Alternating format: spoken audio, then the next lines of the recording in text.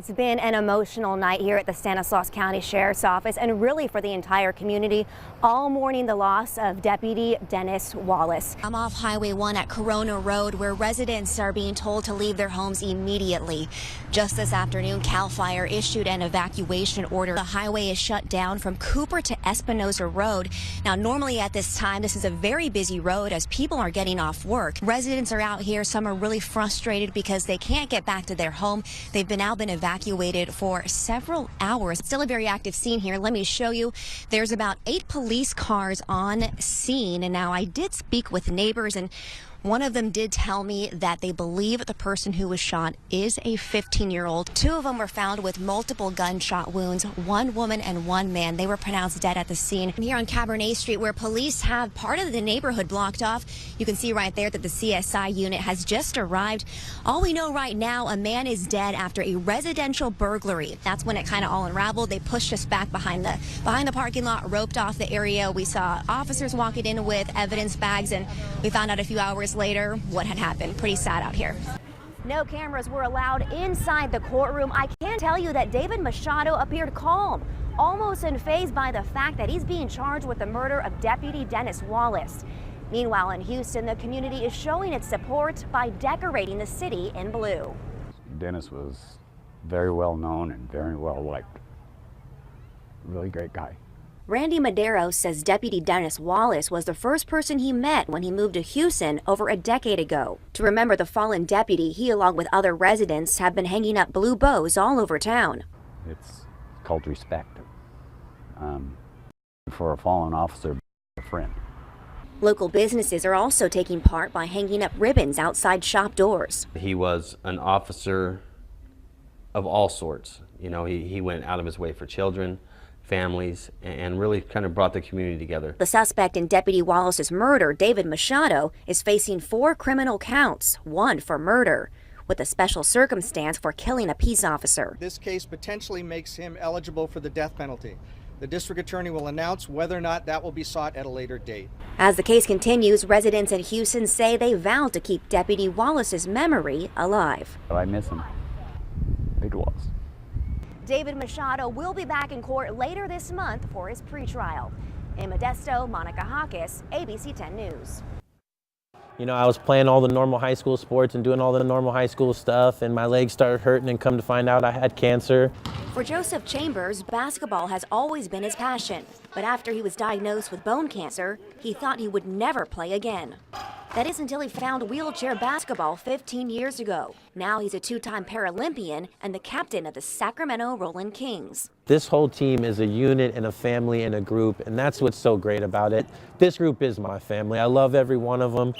The team is run by the Capital City Adaptive Athletes Foundation, a local nonprofit. Each player has a unique story. Some were born this way, while others were just in the wrong place at the wrong time. A guy ran up, shot me, and took my wallet and ran off, and the bullet hit my chest. So one bullet did a lot of damage. Pretty much I woke up from a coma a month later. After my motorcycle accident, I was rushed to the emergency room and was induced into a coma. And when I woke up from the coma, I had no motor function in my right leg. But while their struggles have brought them together, it's their love of the game that's made them a team. Last year, the Sacramento Rolling Kings ranked in the top 10. Inside those 4 lines is kind of where the world makes sense for me, and I'm kind of free for that 40 minutes. So basketball has always just been my true love. Now, the Seattle Jam tournament takes place next weekend, and it's the team's first competition of the season. And believe me, they're ready. Turnaround Coffee House is here in downtown on 7th Street, but it's not your typical place to get a cup of joe. Janine Nelson is all smiles as she crafts her signature cafe mocha. But before she was making coffee, life wasn't so joyous. Nelson says she's been homeless most of her adult life. Slept where I could, in alleyways, under bridges,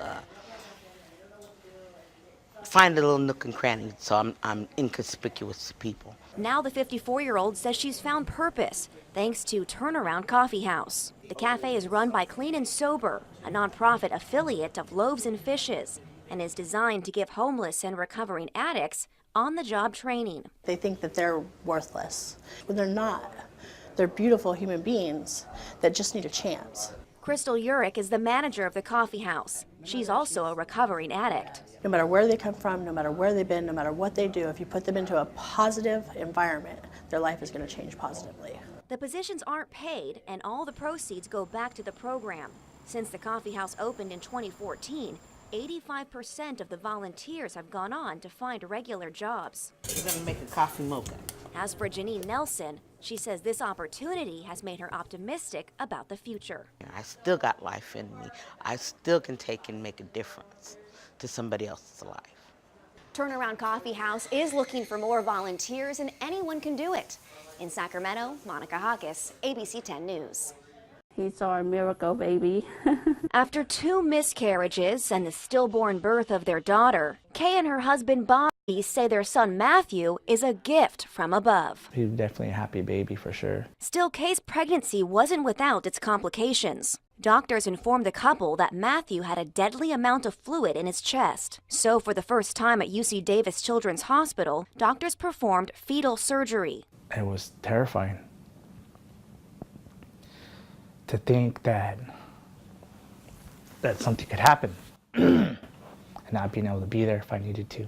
Kay was awake when doctors made a small incision in her abdomen. They used a small catheter to drain the fluid. I just prayed for everything to go right and for him to be okay. On September 28th, baby Matthew made his first appearance in the world. Now, after 2 months in the NICU, he's home and healthier than ever. As soon as we got in the car, we took a picture of each other and of the baby. Like, we're on our way home. This is really happening. We had the baby on board sign, and to walk in and place him in his crib, that was an amazing feeling. Now, Matthew is by all means a healthy baby, but because of the surgery, doctors will keep an eye on his development. We made brownies. We made a bunch of brownies. 14 boxes of brownies later and dozens of cookies. These Dixon High School students have been working hard to raise money for a fellow classmate in need. I came there doing that for me, and some of them don't even know me.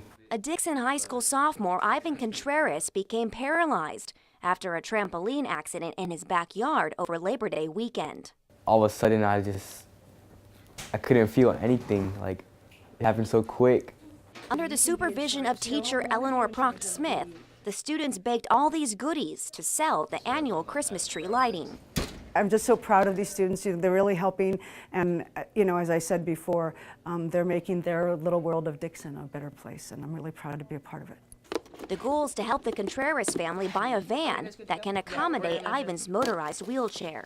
I wasn't just going to donate money. I wanted to do something big and fantastic for him. Touched, the 16-year-old is grateful for all the support.